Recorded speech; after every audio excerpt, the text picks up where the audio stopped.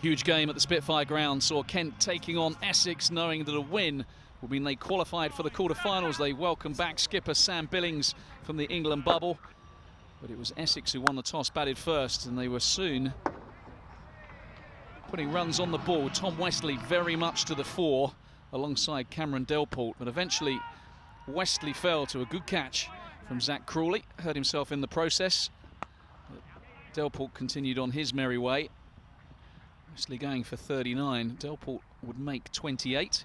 Dan Lawrence just 3. Decent catch this from Alex Blake off Imran Kayum. Very unfortunate. Michael Pepper run out very unluckily. That brought Ryan Tendescarter to the crease. He showed all his experience, improvising, nudging ones and twos, as well as the odd big hit. This was the end of Delport. Sam Billings, who's been a fielder for England, showing what he can do when the gloves are off. Kent's fielding was by and large pretty good. The odd error, and Paul Walter with his long levers was another one to launch one over the ropes. He fell, giving Daniel Bell-Drummond the simplest of chances. Tendescarter, meanwhile, 2 views of this 6 as it crashed into the van underneath our cameraman. He was going to 50.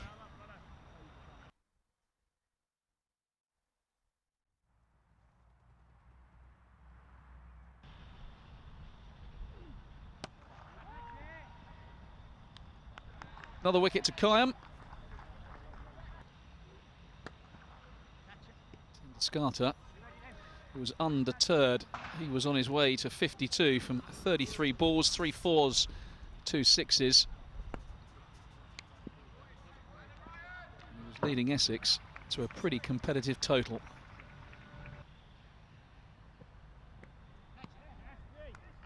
Grant Stewart was the pick of the bowlers. That his 1 wicket, 4 overs, 1 for 24.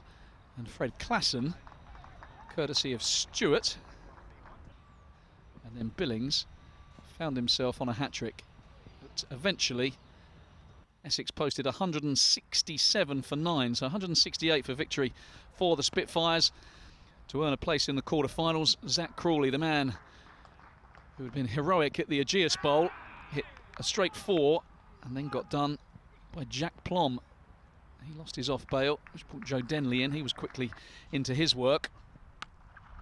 And Daniel Bell-Drummond, one of the leading run scorers of the competition. Sluggish start from him, but he just started to find decent touch. Denley will be absolutely kicking himself. Holding out at long off Nijar for 23. Heino Kuhn was caught behind off Simon Harmer.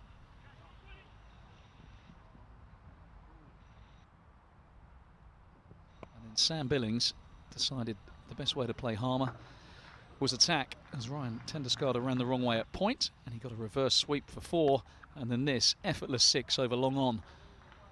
Billings, who's got 100 and a 50 for England in recent games, looked in the very best of touch. Bell-Drummond, his innings of 25 came to an end when he picked out Harmer off the impressive Plom.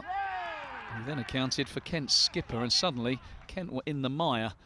It was left to Jack Leaning and Alex Blake to rebuild.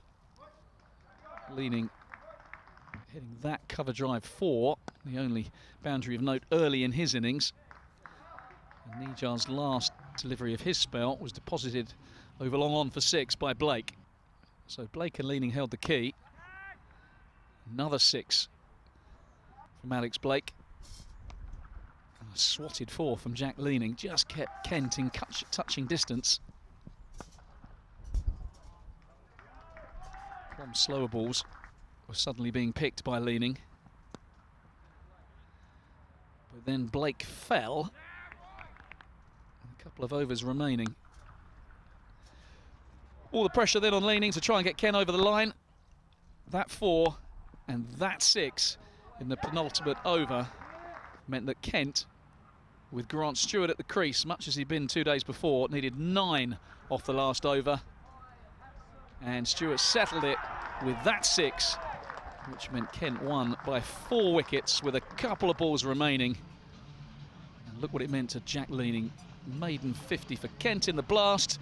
And Grant Stewart walked off a winner this time. Kent in the quarterfinals.